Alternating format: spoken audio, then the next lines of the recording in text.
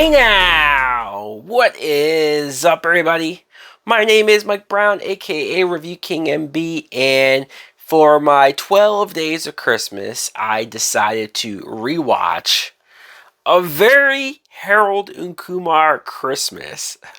This movie came out in 2011, and I forgot until I rewatched it just now that it was in 3D, which I do now remember seeing in theaters, the 3D-ness of it. This movie was directed by Todd Strauss, and the plot. The plot is, you see that it's been a few years since the second Harold and Kumar movie, and the two of them aren't as close anymore, you know? They just sort of grew apart, which I appreciate because, man, do you know how many different best friends I've had in my life where in that particular moment, they're your ride or die. They're your best friends. They're your immediate go-to. No, this is going to be my best friend forever.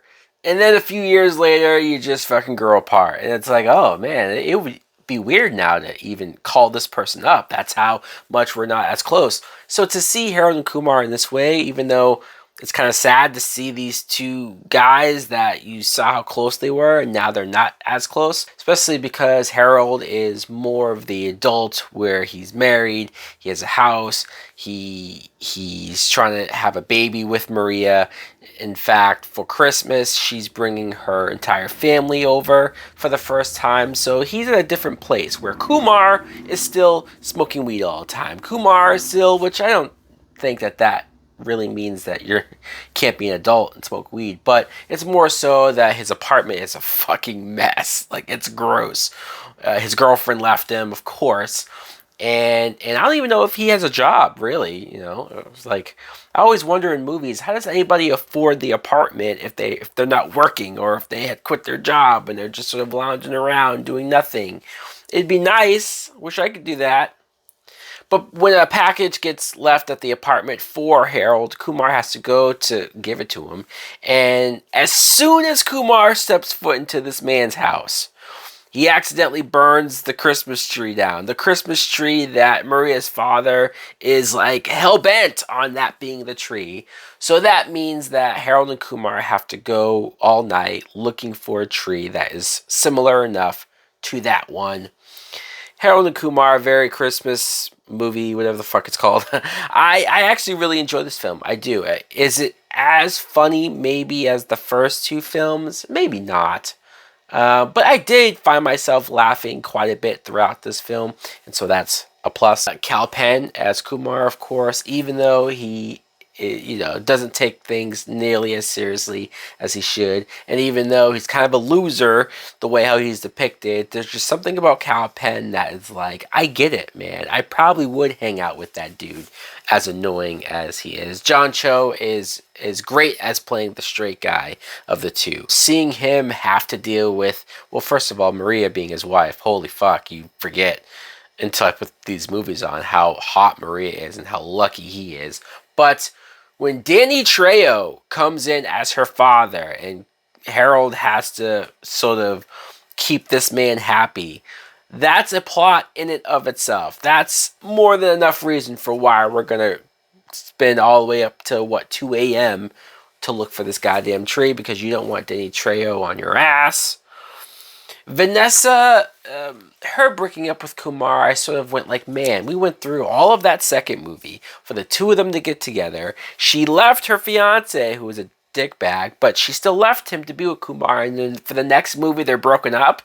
Ah, god damn it. But then she comes back and says that she's pregnant. What? Huh? And so Kumar has to deal with that, has to realize, like, does he want to be a dad? Does he want to do with this shit? Or is he just going to revert back to his old ways? And so that ended up being a little more interesting than I initially thought they were going to go for it. Some of the other actors, I forget a lot of just this cast. Elias Koteas as the mob boss, the father of the girl at that party that the other guy wanted to fuck before he realized who her father was. I completely forgot that he was in this movie. Casey Jones himself. I forgot, and him being that ruthless mob boss, I thought was pretty funny. Also, Patton Oswalt at the beginning selling Kumar weed dressed as Santa Claus. And you had Thomas Lennon, who, goddamn man, he has his daughter. He's babysitting his daughter, watching his daughter, whatever. His daughter getting hooked on so much drugs. I'm talking about cocaine, I'm talking about weed, I'm talking about ecstasy. Like, my God, this baby is going to grow up with some major, major problems.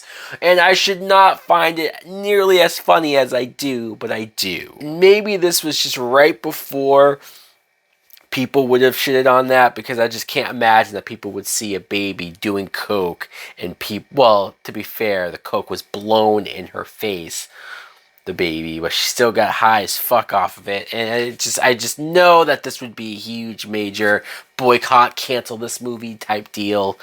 But what can I say? I fucking laughed my ass off. And the funniest part of this movie, or maybe the most clever part of this movie, is Neil Patrick Harris. So Neil Patrick Harris, he's on the cover, and he's been in the first two movies, so you had to bring him back. Of course, right? If you can do it, then do it. But the problem is that in real life, I shouldn't say problem, but the way how Neil Patrick Harris is playing himself in these movies, he's playing an overly fictionalized version of himself, where he's a drug addict, where he fucks any woman that he can get his hands on, and he's a horrible, horrible piece of shit human being. Nothing like himself in real life.